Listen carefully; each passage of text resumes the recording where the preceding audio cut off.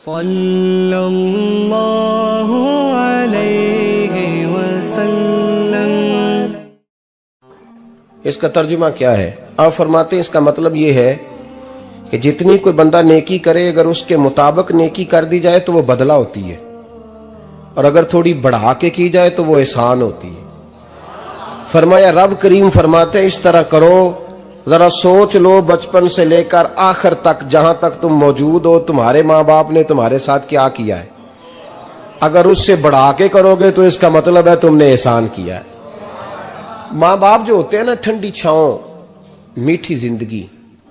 माँ अनपढ़ भी हो ना तो कम से कम यूनिवर्सिटी होती है, और बाप अगर बिल्कुल अंगूठा छाप भी हो ना, किसी कॉलेज में, मदरसे में, इदारे में ना पढ़ा हो, तो बेटे के हक में जिन चीजों की जरूरत होती है वो सारी अल्लाह बाप को अता करके भेजता है। माँ बाप को ना कुछ इल्म लदुन्नी अल्लाह देता है कि बच्चों के लिए कैसे आगे बढ़ना है। माँ बाप एक हुस्न है मुआशरे का। रब तबारक व तआला की देखे ना, अल्लाह अकबर, दुनिया में किसी की मोहब्बत जांचनी हो ना तो मोहब्बत की तमसील दी जाती है। तिलकल अमसालु नदरिबुहा लिन्नास, अल्लाह लोगों के समझने के लिए मिसालें बयान फरमाता है। अल्लाह तबारक व तआला ने जब अपना आप समझाना चाहा ना, तवज्जो है मेरी बात पर, जब मालिक ने अपना आप समझाना चाहा तो मेरे रब ने माँ बाप की मिसाल बयान फरमाई। रब्बिरहमहुमा कमा रब्बयानी सगीरा, या अल्लाह उन दोनों पे रहम फरमा। और ये लफ्ज रब यहां दो माने में आया है, उलमा बैठे। रब का माना होता है तदरीजन पालना का, या अल्लाह उन दोनों पे रहम फरमा जिन्होंने मुझे रब बन के पाला। यानी मतलब क्या, यहां रबूबियत का माना पालने के माने में, तदरीजन पालना। मेरे नबी पाक सल्लल्लाहु अलैहि वसल्लम ने फरमाया अल्लाह तुमसे 70 माओं से ज्यादा मोहब्बत फरमाता है। ये इमाम सुयूती ने दुर्र मंसूर में रवायत लिखी है। अच्छा भाई, अल्लाह ने भी मिसाल माँ की बयान फरमाई। फरमाया घर जाके अपनी अम्मा को देख लो, अम्मा तुमसे कितना प्यार करती है। बस उस प्यार को तोलना शुरू कर तो 70 माओं से भी ज्यादा रब तुमसे मोहब्बत फरमाने वाला है। माँ के सीने में ना, देखे ना, एक बच्ची होती है बीए, वो उसने कर लिया, उसकी अम्मा रोज कहती है बेटे सवेरे उठा कर। सास के पास जाएगी तो वो कहेगी कि इसकी अम्मा ने सवेरे उठना सिखाया ही नहीं, और बेटी कहती है अम्मा जी दो जावांगी वेखी जाएगी। अच्छा, उसकी शादी हो गई, उसकी सास ने आहिस्ता आहिस्ता शिकवे शुरू कर दिए, खामन से कहने लगी तू इसको उठाता ही नहीं सवेरे। वो भी कहता है कमरे में जाके अम्मा शिकवा करती है तू उठती नहीं। और बच्ची लाडली थी, वो नहीं थी उठती टाइम पे। जिंदगी के 22 साल 23 साल वो सवेरे नहीं उठी, वक्त पे नहीं उठी, मिसाल दे रहा हूं। फिर उसी बेटी को अल्लाह ने एक बेटा अता कर दिया। सुबह 100 आवाज उसकी अम्मा देती थी पर उसकी आंख नहीं खुलती थी, लेकिन उसी बेटी का बेटा शहरी के वक्त हल्का सा रोता है। सारी दुनिया सोई है पर अम्मा उसकी फटाफट जागती है, फटाफट जागती है। एक आदमी था तो उसकी बीवी इंतकाल कर गई और उसने तलाक दे दी। 10-11 साल का उसका बेटा था, उसने दूसरी शादी कर ली।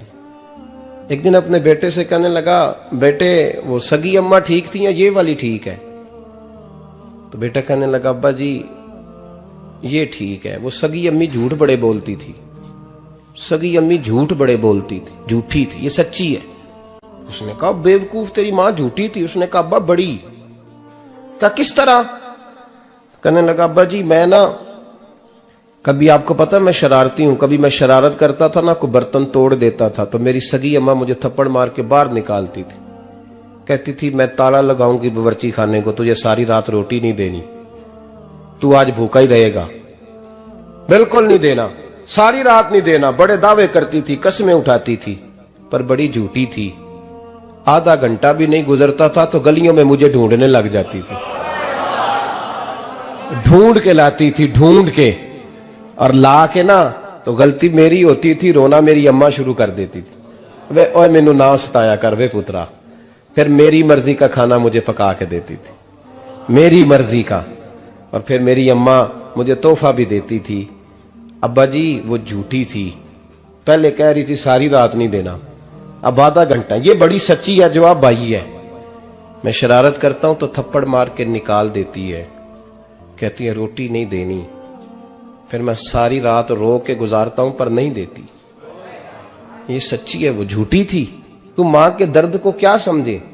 बच्चे तो कहते हैं अम्मा ने हमें कैद कर दिया, अम्मा कहती है मेरी मर्जी से खाओ। और तुझे नहीं पता उसने कैद नहीं किया, वो तुमसे प्यार बड़ा सच्चा करती, और बड़ा सच्चा प्यार करती है तेरे साथ, बड़ा सच्चा। बेटा बर्गर खा के आ जाता है, अम्मा कहती है रोटी खा ले, कहता नहीं आपने बैंगन पकाए हुए हैं मैंने नहीं खाने।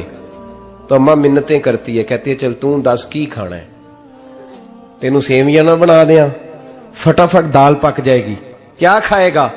अब्बा जी मेरी तरह करीब से कहते हैं छड़ पर भूख लगेगी तो आप ही खा लेगा।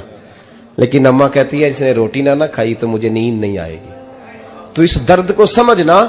मैं गुलाम हूं एक आस्ताने का, और मैं समझता हूं जो किसी का मुरीद ही नहीं उस पर तो साया ही नहीं, उसे चाहिए किसी बुजुर्ग का साया हासिल करे। लेकिन भाई ये बात भी बड़ी सच्ची है कि मेरे जैसे पीर के हाथ में 5000 रुपया नजराना दो ना, पीर साहब दुआ करना, तो पीर साहब ने दुआ पक्की याद की हुई है सबके लिए, रटी रटाई, अल्लाह खैर करे अल्लाह भला करे, तो सबके लिए रट्टा लगाया हुआ है। और अम्मा को बेटा वैसे ही कह जाए, वैसे ही अम्मा मैं इंटरव्यू देने जा रहा हूं, जरा दुआ करना, वो बीबियां मंगा के दुआए तंजीना पढ़ाना शुरू कर देती है, और सारी सारी रात मुसल्ले पे बैठी। इस दर्द को समझना। और भाई बड़ा वेल ड्रेस बेटा होता है, वेल ड्रेस नौजवान, वो 18,000 का जोड़ा पहनता है, 7,000 का जूता खरीदता है, वो कीमती किस्म की घड़ी इस्तेमाल करता है। लेकिन उसी बच्चे के जब अपने बच्चे होते हैं ना, तो बीबी को कहता है ये ले 10,000 रुपया, बच्चों के कपड़े खरीद ले, मेरे सही है अभी कल ही तो खरीदे थे। और बाप, और तू समझा ही नहीं यार, 30 साल बाप ने जवानी सारी सऊदी अरब को दे दी, लेकिन तेरा ख्याल रखा। मैं ऐसे लोगों को जानता हूं जिन्होंने 30-30 साल परदेश में कंबल नहीं बदला, और जहां गए थे तो एक कंबल खरीदा था फिर बदला नहीं। तू मां बाप के बारे में, और यहां बच्चे हिसाब करते फिरते हैं, रब्बा जी तो पिछले महीने भी 5,000 दिता सी, तुसी पैसे दा कर दे की हो, मां बाप से हिसाब करता है तू। तिरमिजी शरीफ के लफ्ज है, एक सहाबी ने आके अर्ज की या रसूल अल्लाह पैसे विरासत के नहीं, मेरे अब्बा जी ने नहीं दिए मुझे, और मैंने खुद मेहनत करके कमाए, अब मेरा अब्बा मुझसे पैसे मांगता है तो क्या करूं, और मेरे हैं, मैंने कमाए हैं, अब्बा जी ने नहीं दिए, विरासत नहीं, हिस्सा नहीं मिला। हुजूर मेरा अब्बा मांगता है तो मेरे लिए हुक्म क्या है। तो नबी पाक ने फरमाया क्या कहा तुमने, पैसे तेरे हैं? कहा हुजूर हाँ। तो फरमाया अब्बा किसका है? कहा या रसूलल्लाह मेरा। तो फरमाया अगर तू अपने वालिद का है तो तेरी हर शय तेरे वालिद की है, तू भी तेरे वालिद का है तो तेरा माल भी तेरे। मां और बाप ये तो हुस्न है जिंदगी का, ये तो वकार है इंसान का। जब तक मां बाप का हाथ पकड़ के चलोगे ना, रास्ते सीधे रहेंगे, और जिस दिन उंगली छोड़ के सड़क पे निकलना पड़ा ना, सर चकराने लगेगा। याद रखना ये बड़ा मुश्किल काम होता है। लोगों का तो रुख ही उस दिन वादे होता है जिस दिन आदमी साये से महरूम होता है। अम्मा तो कमरे में पड़ी हो ना, औरंगजेब आलमगीर की मां फौत हो गई, 350 कमरा था महल का, और अम्मा 12 साल टांगों से माजूर रही औरंगजेब आलमगीर की। अम्मा 12 साल कमरे से निकल नहीं सकी, साथ ही वॉशरूम था या जो भी उस दौर में तरीका था। औरंगजेब जब महल में आते थे तो फिर भी सीधे अम्मा के पास जाते थे, और जब वापस निकलते थे फिर भी अम्मा के साथ। औरंगजेब की मां का जनाजा उठा तो औरंगजेब ने रोना शुरू किया। फिर सालों बीत गए पर उसके आंसू खुश्क नहीं होते थे। एक शख्स ने कहा तेरी कोई अनोखी मर गई है, सारी दुनिया की मरती हैं। उसने कहा मैं बादशाह हूं, 24 घंटे लोगों का आना जाना है, बड़े दबदबे हैं, बड़े डेरेदारियां हैं, बड़ी भैंसें, बड़ी गायें, बड़े खाने वाले, बड़े लांगरी। मेरी मां बूढ़ी थी, एक कोने में पड़ी रहती थी, पर जब से वो गई है ये मुझे महल नहीं लगता, मुझे कब्रिस्तान लगता है। मुझे लगता है ये कब्रिस्तान है। मां और बाप तो तेरी नेमत है भाई। हम बच्चे, हमारे आजकल के बच्चों ने एक मसला बड़ा पक्का याद कर लिया, कहते मौलाना पीर साहब पसंद की शादी करना जायज नहीं। मैं कहता हूं साहब और भी बड़ी चीजें जायज है, सिर्फ एक ही शय जायज रह गई है। रसूल पाक सल्लल्लाहु अलैहि वसल्लम सिवाय अल्लाह के किसी के पाबंद नहीं, किसी के पाबंद नहीं। पर जनाब सैयदा खतीजतुल कुबरा रदी अल्लाह ताला अन्हा ने पैगामे निकाह दिया, या रसूलल्लाह मैं शादी करना चाहती हूं, हुजूर किसी के पाबंद नहीं। पर मेरे महबूब ने फरमाया मेरा चचा मेरे वालिद की जगह है, मैं अपने चाचा से पूछ के तुम्हें जवाब दूंगा। यह है पसंद की शादी जो मेरे नबी ने बयान फरमाई है। तू सारा कुछ क्रॉस कर करके गुजर जाता है। यहां तो हाल यह है कि पालने वाला कोई और साये में बैठने वाला, बाग तेरे दी कर कर राखी मैं सारी उम्र गुजारी, तो जदों ये फल पकन ते आया ते लै गए होर व्यापारी। और बेटा गुजरता है अम्मा के दरवाजे के आगे से, अम्मा के दरवाजे के आगे बेटा अमरूद लेके आया है 6 किलो। तवज्जो है मेरी बात पर? इधर देखें जी, छोड़ें थोड़ी देर हमारी सुने। वो अमरूद लेके आया 5-6 किलो, तो अम्मा के दरवाजे के करीब से गुजर गया रात को। तो कमाई खाने का टाइम आया ना, तो गुजर गया। तो वो वजीर आजम से डरता है ना, तो जाके बीबी से कहता है बीबी के हकूक देना भी रसूलुल्लाह की सुन्नत है। लेकिन ये क्या बात हुई, तूने बीवी और मां का मुकाबला शुरू करा दिया? समझ तो सही, ये तेरे लिए काबे की जगह है और तू बीवी के लिए काबे की जगह है। उसे भी समझना चाहिए, गौर करना चाहिए। 5 किलो अमरूद लेके तो मां के कमरे के करीब से गुजर गया है। बीबी को जाके कहता है चल आधा किलो अम्मा को भी दे, या उसके कौन से दांत हैं। तो प्लेट में डाल के वो लाई है। तू समझा ही नहीं, तूने गौर ही नहीं किया। बंदा तो वो ठीक नहीं था, नेपोलियन। पर किसी ने उससे पूछा था बता जिंदगी में पैसे लेने का मजा कब आया? उसने कहा कि मुझे मजा तब आता था कि मैं अपनी सारी कमाई ला के अपनी अम्मा के हाथ पे रखता था, और फिर जब मैं अपनी मां से थोड़ा थोड़ा खर्चा लेता था ना, थोड़ा थोड़ा, तवज्जो है मेरी बात पे? अम्मा जी 10 रुपए दे आज, कहते जब मैं थोड़ा थोड़ा खर्चा लेता था ना, तो मुझे यूं लगता था जैसे मैं बादशाह वक्त के सामने खड़ा हूं और वो खजाने का मुंह खोल खोल के मुझे देता जा रहा है। तू इस जायके को समझ तो सही भाई, तू इसको समझ तो सही भाई। याद रखें और गौर करें, मां और बाप। और फिर ये भी सुन लें, नबी पाक सल्लल्लाहु ताला अलैहि वसल्लम ने मां बाप के लिए फरमाया हुमा जन्नतुका व नारुक, यही तेरी जन्नत है और यही तेरे लिए जहन्नम है। अगर ये राजी हो गए तो तेरे लिए जन्नत है, नाराज हो गए तो चाहे तू 100 पीर के मजार पे हाजिरी दे आ, लेकिन जब तक अब्बा राजी नहीं उतनी देर तक अल्लाह राजी। ये हदीस पाक है, हुजूर ने फरमाया जिसके वालिद राजी उसका अल्लाह राजी, और जिसका बाप नाराज उसका अल्लाह। हाँ बेशक, अब ये हदीस है ना, तो सारे वली एक तरफ बैठ जाएं, कहें या अल्लाह बख्श दे मुरीद को। लेकिन अगर अब्बा कहे या अल्लाह ना माफ करना, तो अल्लाह उन औलिया की नहीं मानता, वालिद की मानता है। इसलिए बुल्ले शाह आसमानी उड्डियां पढ़ना है, जेड़ा घर बैठा उन्होंने पढ़िया ही नहीं। भाई याद रखो, मां बाप से प्यार करो, इनकी खिदमत करो, इनके पास बैठा करो, और मां बाप को टाइम दें, वक्त दें, चंद घड़ियां उनके पास बैठें।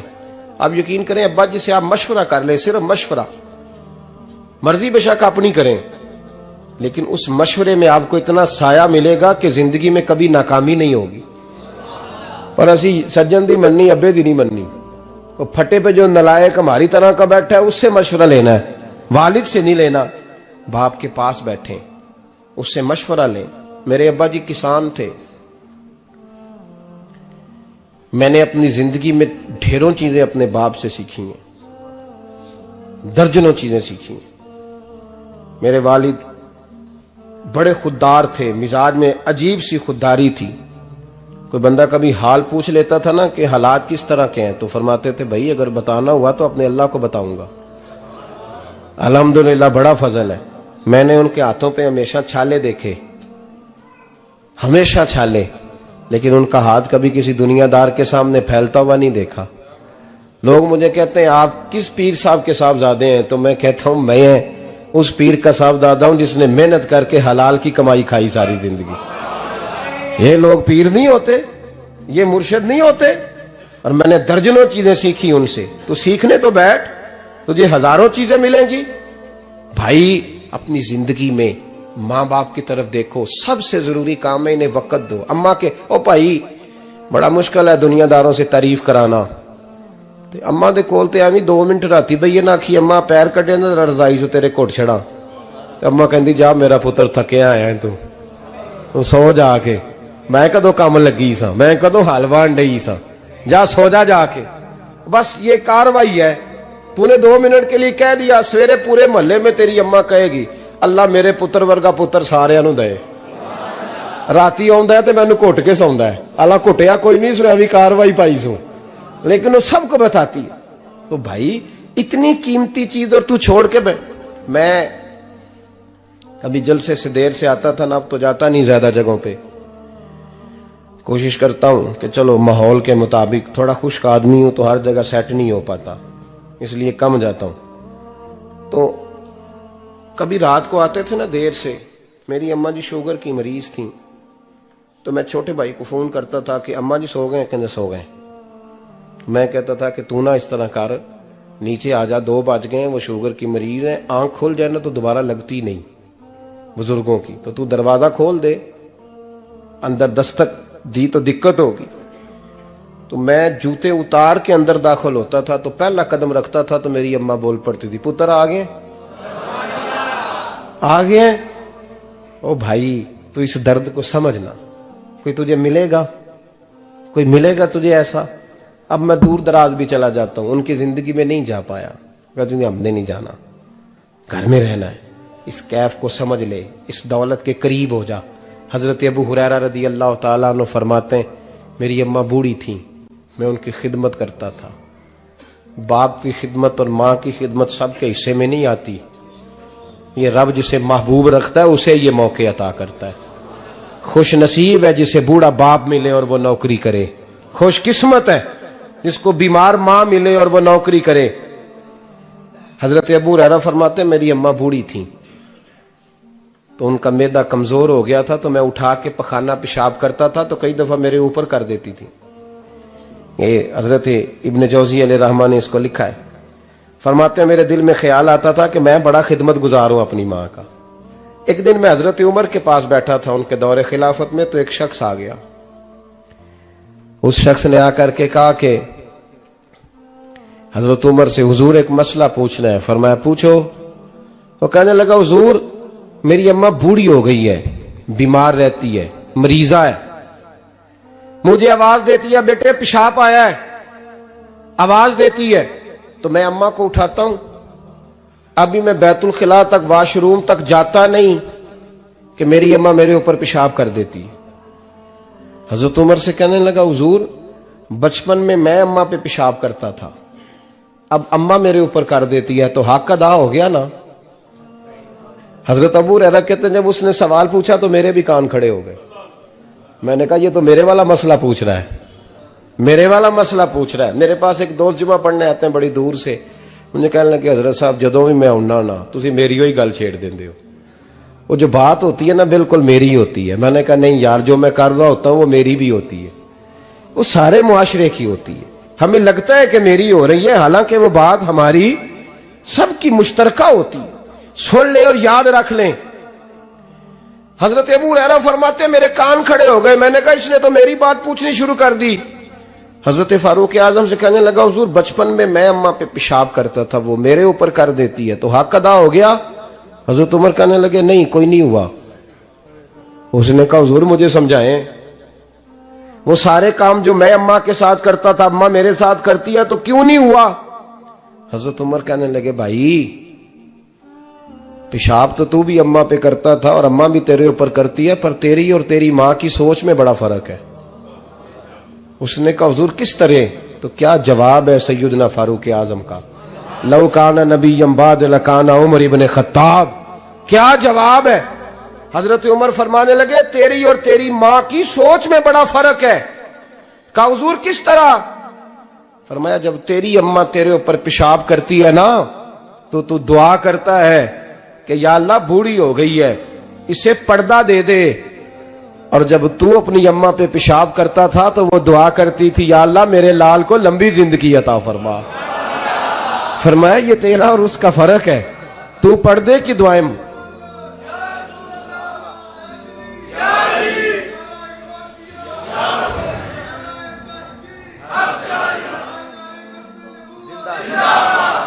सुने अजीजों, कहा जब तेरी और तेरी मां की सोच में, और नबी पाक सल्लल्लाहु अलैहि वसल्लम ने फरमाया है जितने भी गुनाह इंसान करता है ना, अल्लाह करीम सजा को रोक देता है, कयामत में सजा देगा। और जो माँ बाप का नाफरमान है ना, उसको दुनिया में भी सजा मिलेगी। जो माँ बाप का नाफरमान है उसे दुनिया में भी, आप यकीन करें, बच्चे थोड़ा सा पड़ जाते हैं बेचारे, तो माँ बाप से कहते हैं अब्बा जी तुसी पुराने दौर दे हो, तो की पता होवे, और तुझे पता ही नहीं भाई, तुझे खबर ही नहीं, ये पुराने दौर के नहीं, तू बेवकूफों के दौर का है। तू समझ ये को तालीम है। अकबर अलाहाबादी ने कहा था, हम ऐसी लाखों किताबें काबिले जब्ती समझते हैं, जब्त करने को दिल करता है। हम ऐसी लाखों किताबें काबिले जब्ती समझते हैं, जिनको पढ़ के बेटे बाप को खबती समझते हैं। बात है करने वाली, मां और बाप इतना बड़ा दर्जा है। और भाई सुन लो, और इस बात को याद रखना, दुनिया में सियाबी होने से बड़ी विलायत कोई नहीं। सारे वली गौस कुतुब अब्दाल मिलके भी सियाबी के कदमों की खाक तक को नहीं पहुंच सकते, लेकिन हजरत अवैसे करनी सियाबी नहीं बन सके, सिर्फ अपनी अम्मा की वजह से पीछे रहे। महबूब ने फरमाया तू वहां रह के मां की नौकरी कर, तेरा नबी तुझसे राजी है। इतना बड़ा काम उन्होंने छोड़ दिया, हुजूर की जाहिरी जियारत नहीं कर पाए, और तू कहता है मैं फलाने पीर साहब के आस्थाने पे होता हूं, अम्मा बड़े भाई के पास होती है, मैं जाता हूं तंजीमों के साथ, जमातों के साथ, और अम्मा फलाने के साथ। ये कैसी बात हुई? ये किस तरह का मसला हुआ? जो तेरी ड्यूटी है उस ड्यूटी को पहले अदा कर, नौकरी को पहले कर, फराइज का अदायगी पहले कर। तू फर्ज छोड़ के नफल के पीछे जा रहा है, इस काम को पहले सर अंजाम दे। मेरे नबी पाक सल्लल्लाहु अलैहि वसल्लम ने फरमाया वालिदैन के नाफरमान को दुनिया में सजा मिलती। हजरत मालिक बिन दिनार रहमतुल्लाह ताला अलैह फरमाते मुझे अल्लाह ने 60 हज करने की तौफीक अता फरमाई। कितने? बोल के बताएं। जिस बंदे के पास इतने पैसे हों कि हज पे जा सके, आ सके, और जितने दिन रहना है घर वालों को खर्चा दे सके, उस पर हज करना फर्ज है। पता है आपको, उस पर हज करना। इसलिए बयान कर रहा हूं कि हज की दरखास्तें जा रही हैं। हम पता क्या कहते हैं? हम कहते हैं बच्चे बड़े होंगे, शादी करूंगा, फिर जाऊंगा। ये किसने फतवा दिया है? ये किससे आपने पूछा है? वो जब बड़े होंगे उनकी शादी की चीज उस वक्त आप पे फर्ज होगी। अभी जो फर्ज है उसको अदा करें। और ये तिरमिजी शरीफ की हदीस है, याद रख लें।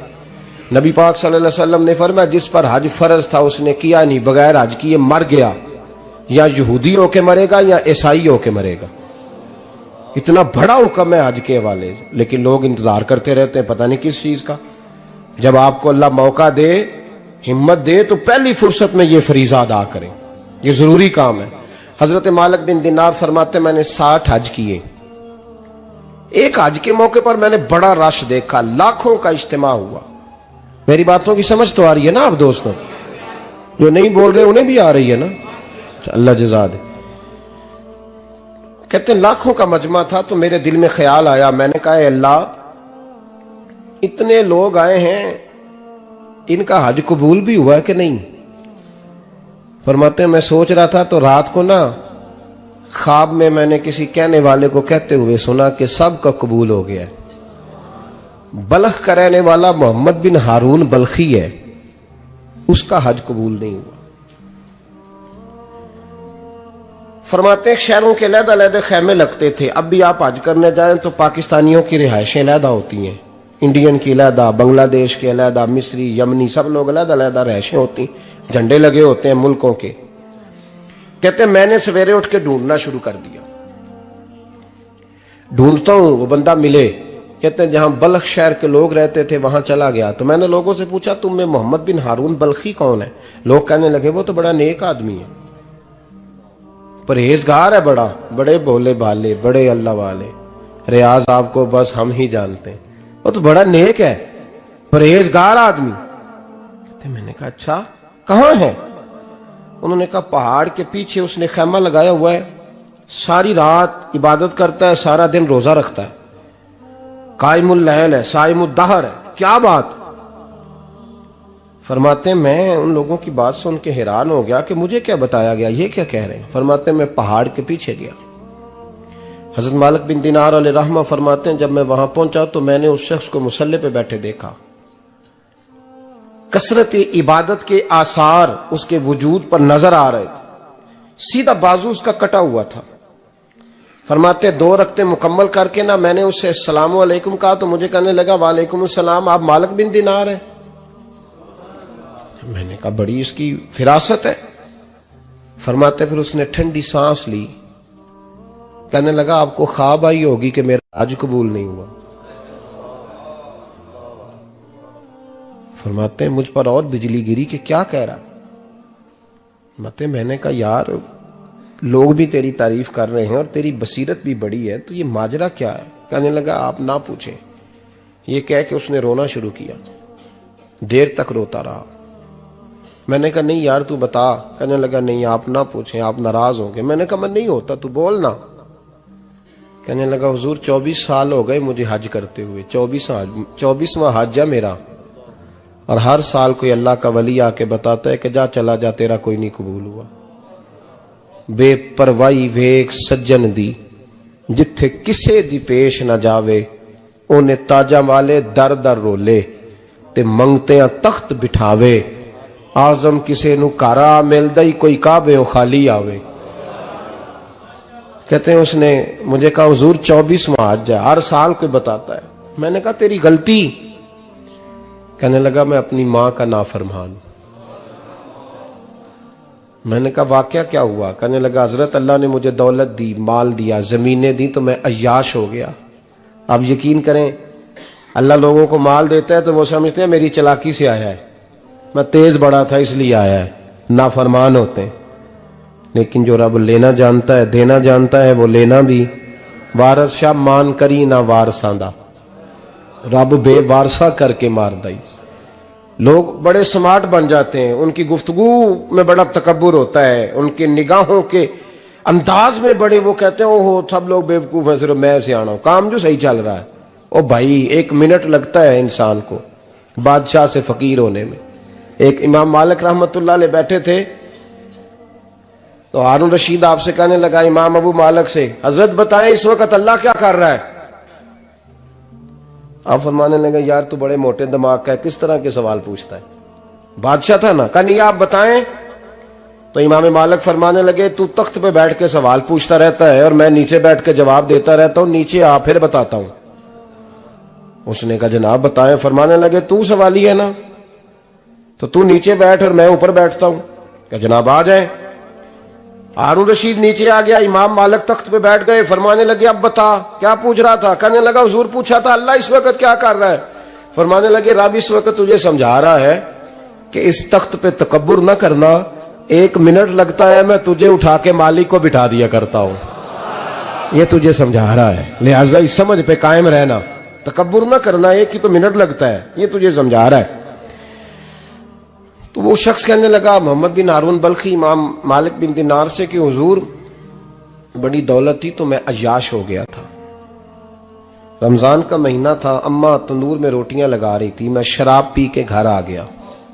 हमारे यहां ये भी फैशन है ना, अब मेहंदी वाले दिन चौधरी साहब के डेरे पे जवान शराब पीते हैं तो पूछते हैं हाजी साहब आप तो हाजी भी हैं, तो डेरे पे मुंडे क्या करते रहे? कहते मैं डेरे तो सा मैनू नहीं पता, वो कार लगे सन।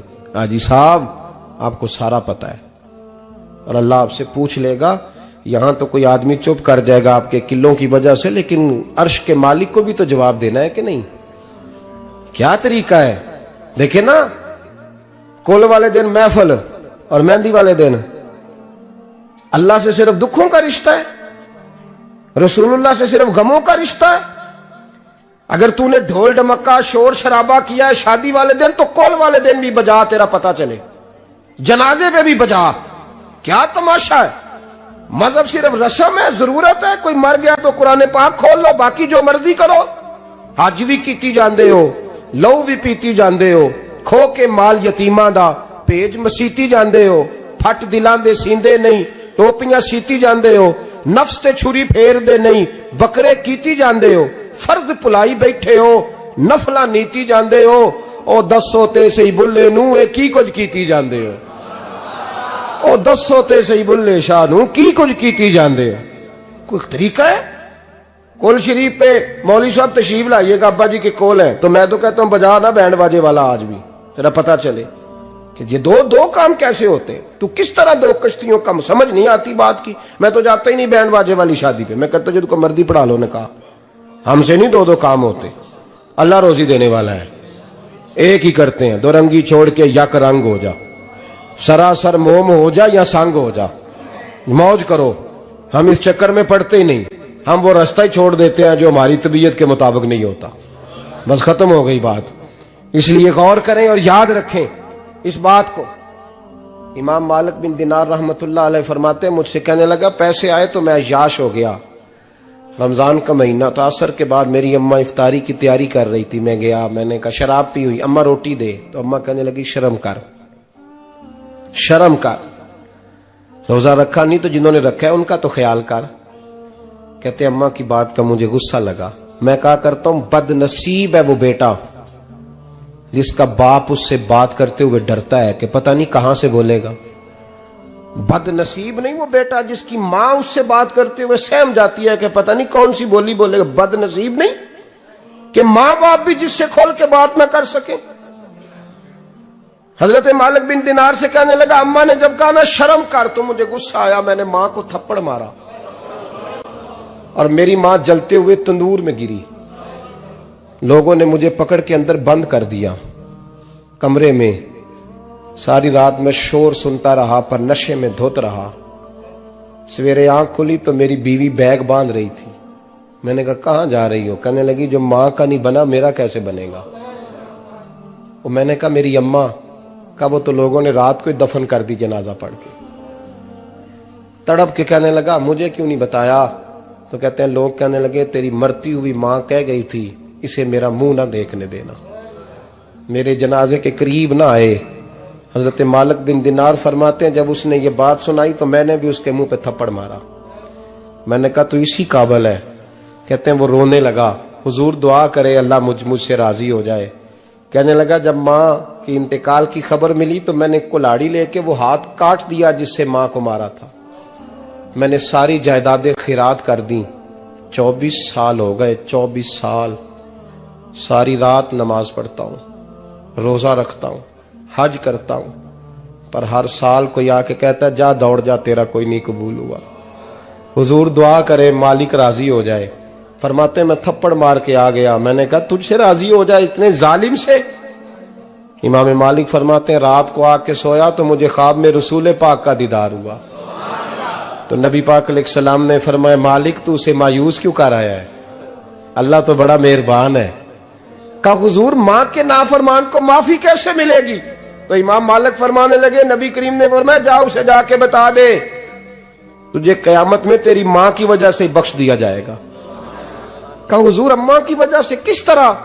तो महबूब फरमाने लगे इसकी मां कयामत में इसके खिलाफ मुकदमा दायर करेगी रब करीम की अदालत में। ए अल्लाह मैंने 9 माह पेट में रखा, दर्द सह के इसे जना, जिगर का खून पिला के पाला और इसी ने मुझे कत्ल किया। रब करीम इसकी मां का मुकदमा सुन के कहेगा उठाओ इसको दोजख में फेंको, इसने मां जलाई थी इसे भी जलाओ। महबूब फरमाने लगे जब पकड़ करके मालिक उसको मोहम्मद बिन हारून को लोग ले जाएंगे ना जहन्नम की तरफ,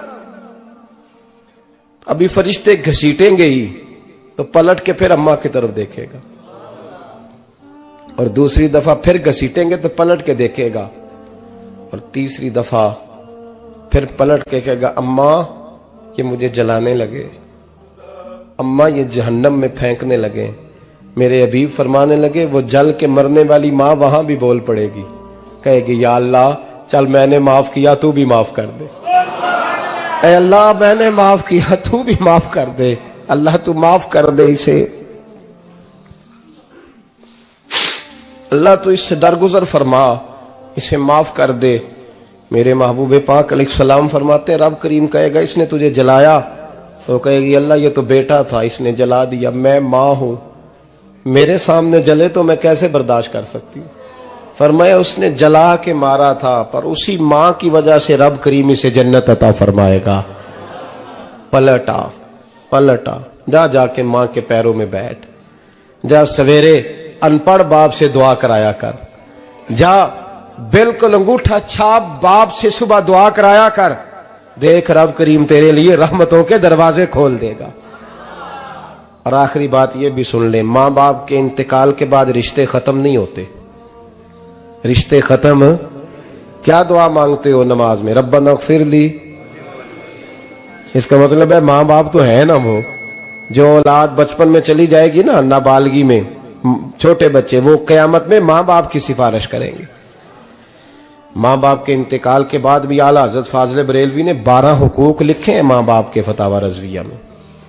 फरमाया उनके दोस्तों से दोस्ती रख, उन्होंने वादे किए थे वो वादे पूरे कर, अगर उनके जिम्मे कर्जे हैं तो अदा कर, और अगर तेरे माँ बाप जो नेकियां करते थे वो नेकियां जारी रख। और इमाम जलालुद्दीन सयूती ने शरह सुदूर में लिखा है जमीन पे रह के गलत काम ना करना, वरना फरिश्ते कब्र में जाके तेरे माँ बाप को कहेंगे तो कितनी बुरी औलाद पैदा करके आया।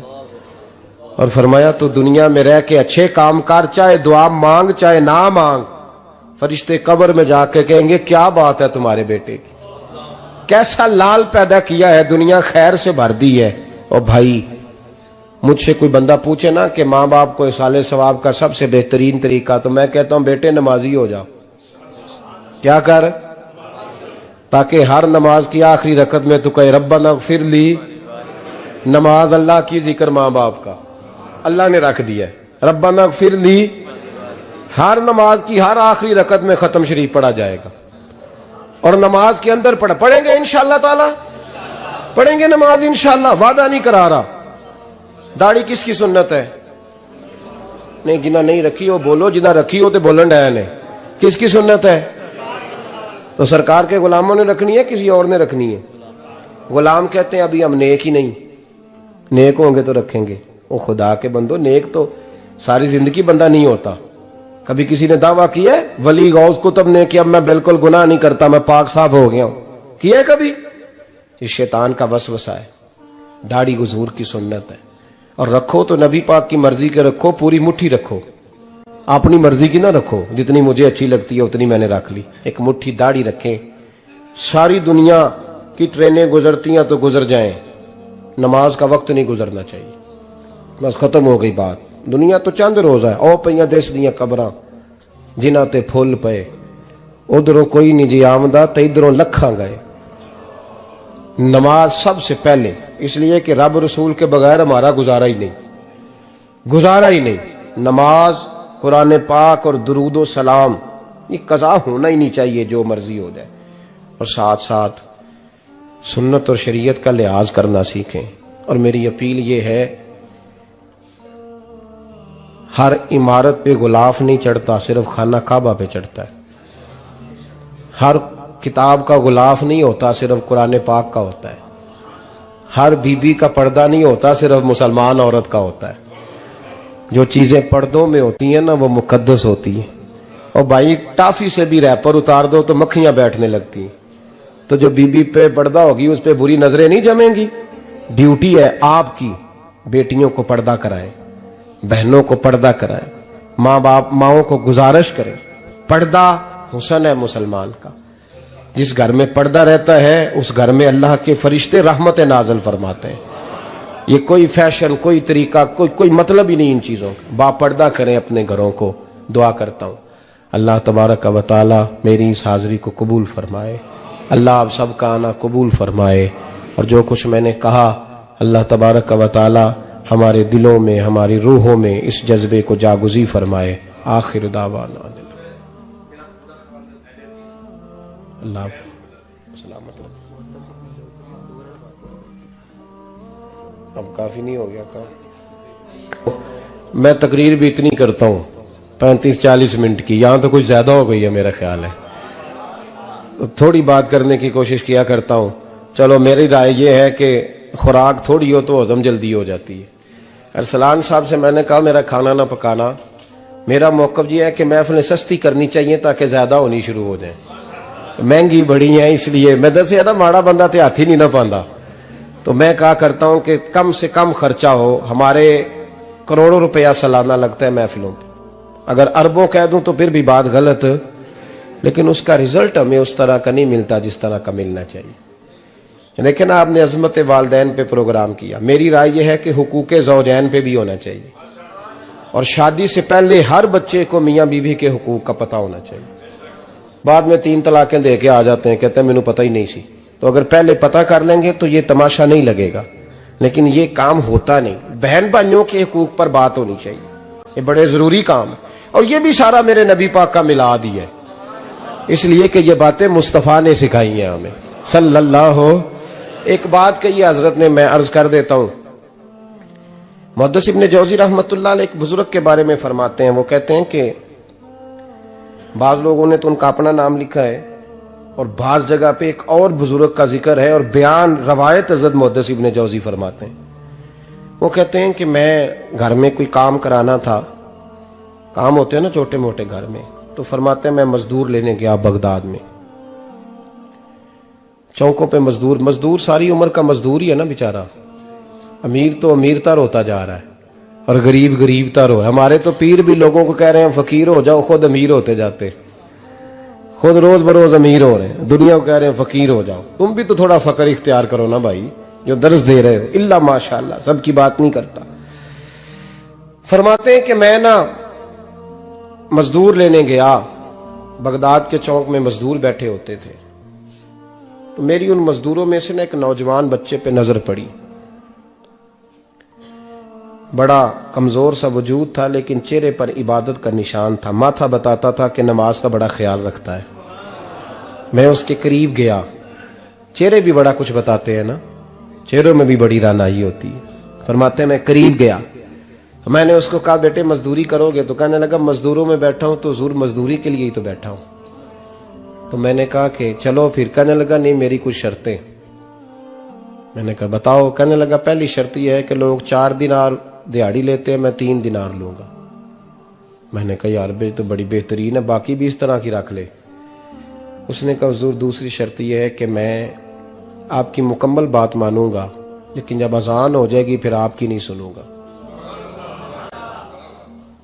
तीसरी बात उसने ये की कि हुजूर मैं आपके घर में काम करूंगा पर आपके किसी सवाल का जवाब नहीं दूंगा।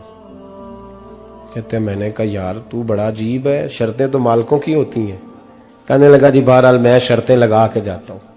फरमाते मैं उसे घर ले आया, काम मैंने उसको बताया, तो जो काम मजदूर सारे दिन में करता है ना उसने 2 घंटे में कर दिया।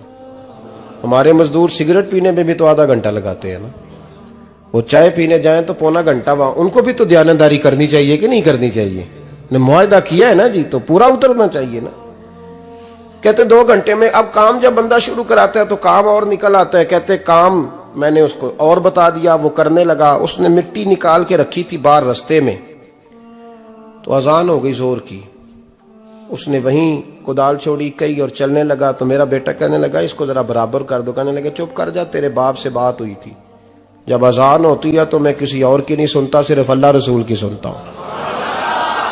कहते हो मस्जिद चला गया, नमाज पढ़ के आया तो दोपहर का वक्त था। मेरी बीबी कहने लगी इसको को खाना खा ले।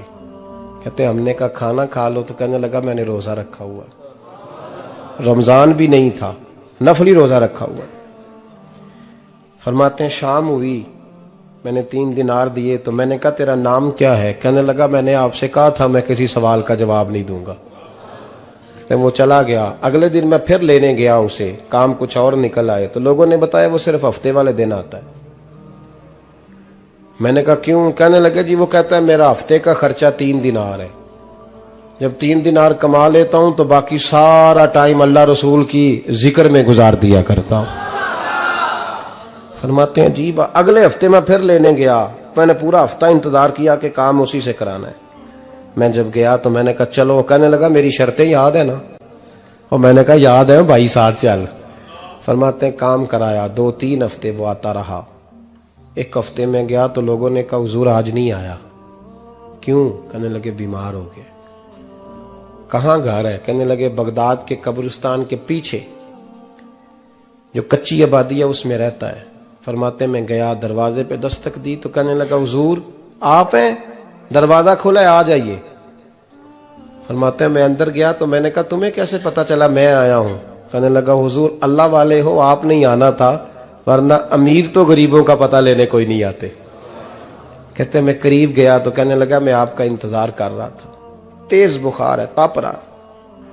जेब से कुछ पैसे निकाले, कहने लगा ये पैसे रख लें। एक अंगूठी निकाली, कहने लगा हुजूर आज रात को मेरा इंतकाल हो जाएगा, इन पैसों का कफन खरीद के सुबह जनाजा पढ़ के मुझे दफन कर देना, और जब दफन करो तो ये अंगूठी लेके असर के बाद हारून रशीद के पास जाना। आप उसे कहना मैंने मिलना है, पर वो आपको टाइम नहीं देगा। आप उसको आवाज दीजिएगा कि तेरी एक अमानत है मेरे पास, फिर वो आपसे मिलेगा तो अंगूठी दे दें, फिर आप मेरी तरफ से फारिग हैं। हजरत फरमाने लगे तेरा नाम? और कहने लगा हुजूर वक्त थोड़ा है, आज रात मैंने जाना है, बड़ी लंबी माफी मांगनी है रब करीम से, अगर मुनासिब समझे तो मुझे अपने रब से तन्हाई करने दे। फरमाते हैं मैं आ गया, पर उसकी बातों ने मुझे सारी रात सोने नहीं दिया।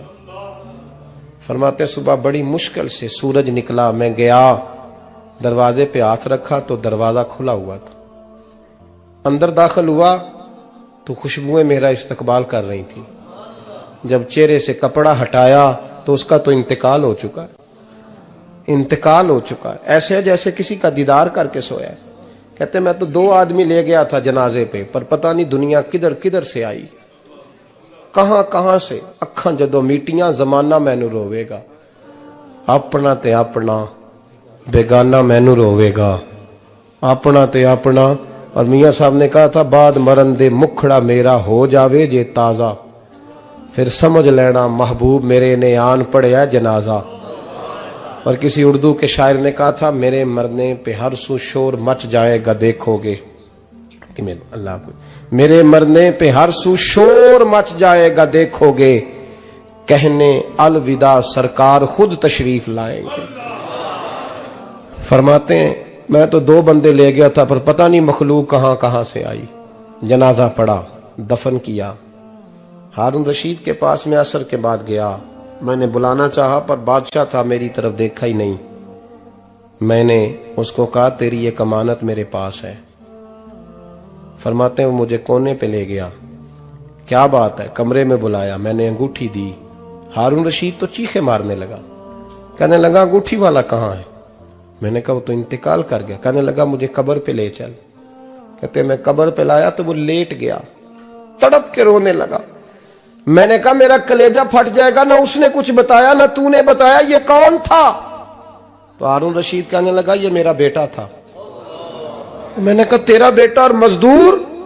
कहने लगा हुजूर ये हजरत दाऊद ताई के पास बैठा करता था, उनका मुरीद था, मुझे रोज कहता था अब्बा तूने बड़ी दुनिया इकट्ठी कर ली है, मरते वक्त तुझसे टांगे समेटी नहीं जाएंगी, इतना हिसाब नहीं तू दे सकेगा। मैं इसको समझा देता, इसकी अम्मा समझा देती। ये रोज हमें कहता छोड़ दो आ जाओ अल्लाह रसूल की बारगाह में झुक जाएं, हम समझ। एक दिन ये चला गया, कहने लगा फिर तुम्हारा रास्ता और है और मेरा रास्ता और है। ये सोने की अंगूठी गलती से इसके पास रह गई थी, गलती से हीरे की अंगूठी चली गई। कहने लगा देखो मेरे बेटे ने आज वो भी वापस कर दी है। फिर तड़प के कहने लगा हारून रशीद था तो ये मेरा बेटा, पर मेरा मुर्शद निकला, मेरा पीर निकला। भाई जिंदगी तो बड़ी थोड़ी है ना। बाबा साहब ने कहा था उठ फरीदा सुत्या, और दाढ़ी आ गया ही पूर, अग्गा नेड़े आ गया ही, पिछा रह गया ही दूर। उठ फरीदा सुत्या खलकत वेखन जा, मते कोई मिल जाई बख्शिया ते तू ही बख्शिया जा। उठ फरीदा सुत्या झाड़ू दे मसीत, तू सुते रब जागदा तेरी डाडे नाल परीत। मेरा रब हमें भी अपनी बारगाह में कबूल फरमाए। बच्चे पालने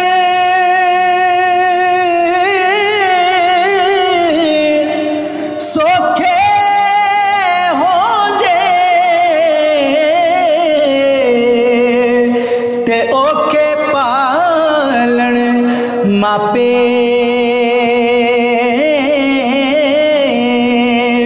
के पिछली उम्रे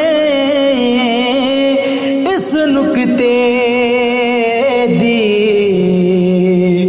वही समझ आ जा दिया पे पिछली उम्रे इस नुक्ते दी के समझ आ जा